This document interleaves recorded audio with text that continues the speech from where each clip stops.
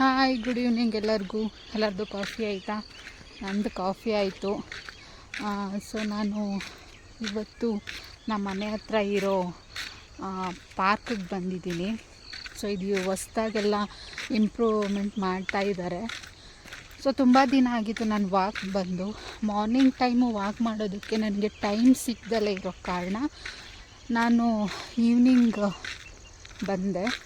So ತುಂಬ ದಿನ ಆಗಿತ್ತು ನಾನು ಬಂದು ಈ ಸೈಡು.